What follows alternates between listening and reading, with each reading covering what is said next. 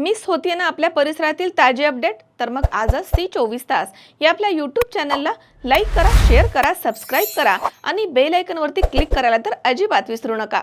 Siren electronics and batteries, electronic आणि inverter battery यामध्ये mobile, laptop, LED TV, fridge, washing machine, आटा चक्की, microwave oven, water purifier, home theatre, 0% फायनान्सच्या भरपूर offers.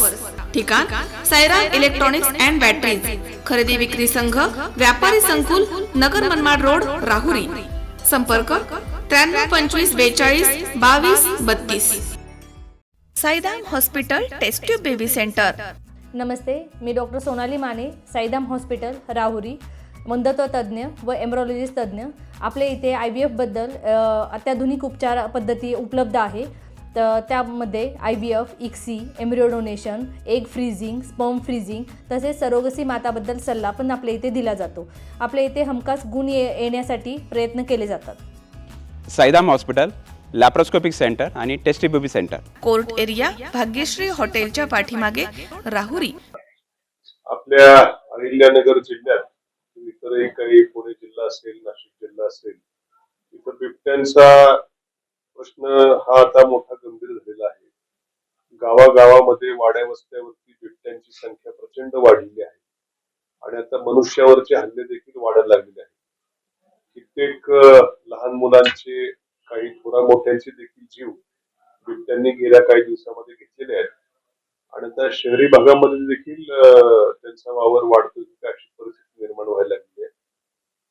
त्यातच या राज्यामध्ये शेतकऱ्याला महिन्यातले निम्मे दिवस वीज ही रात्री असते आणि रात्रीचं शेतावर जायचं धाडस आता या जिल्ह्यातल्या शेतकऱ्याचं राहिलेलं नाही. आणि म्हणून मोठ्या प्रमाणामध्ये बिबट्यांची दहशत या अहिल्यानगर जिल्ह्यामध्ये सर्वत्र झालेली आहे. याच्यावरती उपाययोजना म्हणजे आता फक्त या बिबट्यांची संख्या कमी करण्यासाठी यांची नसबंदी असेल किंवा इतर काही उपाय हे शासनानं, विशेषतः केंद्र सरकारनं करणं आता केले पाहिजेत. कारण याच्यावरती हा केंद्र सरकारचा वन्यजीव संरक्षण कायदा, याच्यामधल्या ज्या काही तरतुदी आहेत त्यानुसार या बिबट्याला काही धक्का देखील, आपण केसाला देखील धक्का लावू शकत नाही. आणि म्हणून आता केंद्र सरकारने त्यांच्या कायद्यामध्ये बदल करण्याची वेळ आलेली आहे.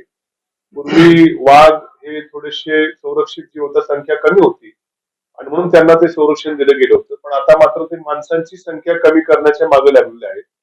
त्यामुळं मनुष्यहानी जेव्हा आता मोठ्या प्रमाणावर व्हायला लागली आहे, शेतकऱ्याचं देखील मोठं नुकसान होत आहे आणि म्हणून या बिबट्यांच्या संख्येवरती आता आवर घालण्याची वेळ आलेली आहे. त्यांच्या प्रजनन क्षमतेवरती काय नसबंदी करून त्यांची संख्या, भविष्यातली संख्या आटोक्यात आणणं असेल किंवा इतर काही उपाय योजना करणं असेल, यासाठी केंद्र सरकारनं त्यांच्या कायद्यामध्ये आवश्यक ते बदल हे आता केले पाहिजेत.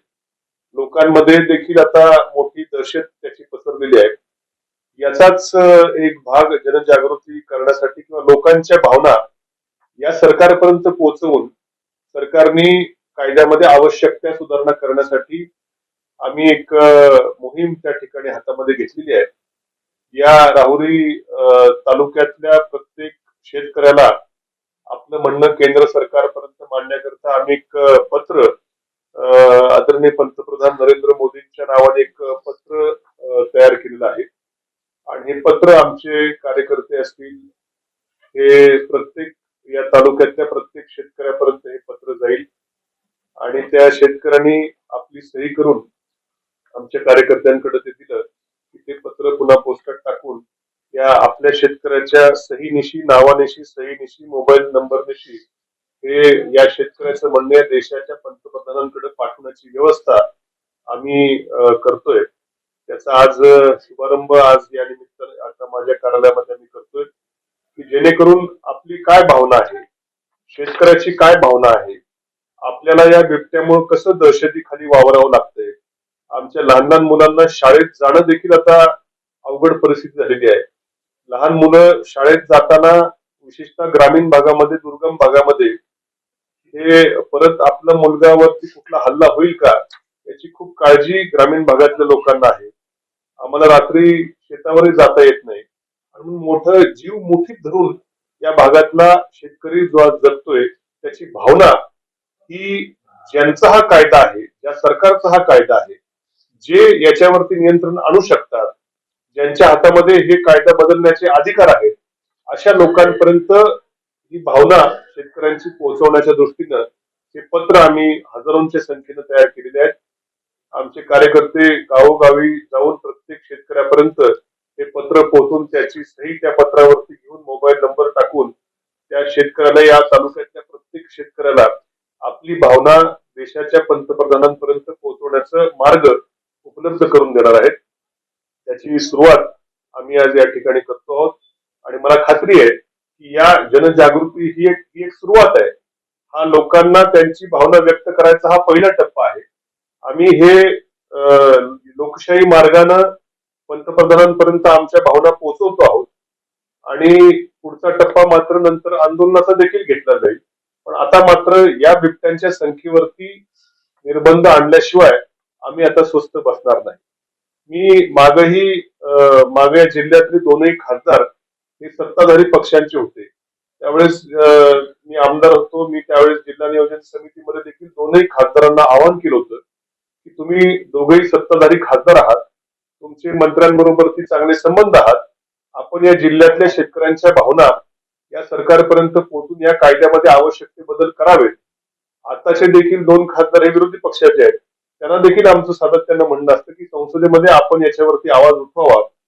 मला अभिमान वाटतो की आमचे राष्ट्रवादी काँग्रेस शरदचंद्र पवार पक्षाचे खासदार अमोल कोल्हे साहेबांनी याच्यावरती प्रचंड काम केलेलं आहे. प्रचंड काम करून पत्रव्यवहार करून संबंधित मंत्र्यांबरोबर बसून प्रचंड पाठपुरावा त्यांनी देखील यावर केला आहे. परंतु मात्र सरकारनं याच्यावर जाग काय येत नाही हे मला अजून आम्हा सर्वांना न उलगडणारं कोड आहे. इतके लहान मुलं मरतायत, इतकी दहशत होतीये, तरी देखील सरकार जर आपले कायदे बदलणार नसेल तर माझा पुन्हा हा प्रश्न आहे की सरकार हे बिबट्यांसाठी काम करते का माणसांसाठी काम करते. म्हणून आज या गंभीर प्रश्नाची उकल म्हणून आम्ही आज हे पत्र या ठिकाणी पाठवण्याची सुरुवात करतो आहोत. हळूहळू या तालुक्यातल्या प्रत्येक गावातल्या प्रत्येक शेतकऱ्यापर्यंत हे पत्र जाईल आणि त्याची जी भावना असेल ती तो सही करून पंतप्रधानांपर्यंत पोहोचवण्याची आम्ही व्यवस्था करू. हा या उपक्रमातला पहिला भाग आहे. पण यावरही जर काही सरकारला जाग आली नाही तर मात्र मोठ्या प्रमाणावरती आंदोलन राहुरी तालुक्यात, नगर जिल्ह्यात सर्वत्र होऊन अगदी गाव बंद, रास्ता रोको वगैरे होतील, जेणेकरून या गंभीर प्रश्नावरती सरकारनं काहीतरी आता दखल घेणं. आता आज जर याच्यावर दखल घेतली नाही तर आपण कल्पना करा की हे बिबटे जे आता शेतामध्ये वाढतायत हे निसर्गामध्ये जेव्हा जंगलात वगैरे वाढतात तेव्हा त्यांची पिल्लं होतात. ही सगळी पिल्लं जगत नाहीत. पण इथं मात्र इतकं सुरक्षित वातावरण त्यांना आहे की सगळी एका वेळेस जे काही 3-4 पिल्लं होतात ते सगळे मोठे होतात आणि मोठ्या प्रमाणावर त्याची संख्या वाढायला लागली. अजून 5 वर्षांनी यांची तर दुप्पट संख्या झाली, दुप्पट तिप्पट. तर आपण कल्पना करा की काय विषय होईल. म्हणजे संध्याकाळी 4-5 नंतर सगळा शुकशुकाट अख्ख्या जिल्ह्यामध्ये होईल. कुणीच कुठं बाहेर जाऊ शकणार नाही. अशी परिस्थिती पुढच्या 4-5 वर्षात होऊ शकते. आजही काही काही ठिकाणी झालेली आहे आणि म्हणून या गंभीर प्रश्नावरती आवाज उठवण्याकरता ही मोहीम आम्ही चालू करत आहोत. कॉंग्रॅच्युलेशन्स वहिनी, बाळ झाल्याबद्दल. पण मी ऐकलंय डिलिव्हरी फार क्रिटिकल होती. आता ठीक आहे ना सगळं? अगं होता थोडा प्रॉब्लेम, पण स्त्रियांच्या आरोग्याची संपूर्ण काळजी घेणारं मातृसेवा होतं ना साथीला. सगळं सुरळीत झालं. किशोर वयापासून ते रजोनिवृत्तीपर्यंत स्त्रीच्या आरोग्याची संपूर्ण काळजी घेणारं अहमदनगर मधील पहिलं स्त्री रुग्णालय Matruseva women's hospital, obstetric ICU. किशोरवयीन आणि विवाहपूर्व समुपदेशन, गरोदर माता तपासणी आणि प्रसूती, पहिल्या सिझेरियन नंतर नॉर्मल डिलिव्हरीची सोय. मातृसेवा विमेन्स हॉस्पिटल, सक्कर चौक, नवीन टिळक रोड, अहमदनगर. फोन 9850 20 0017.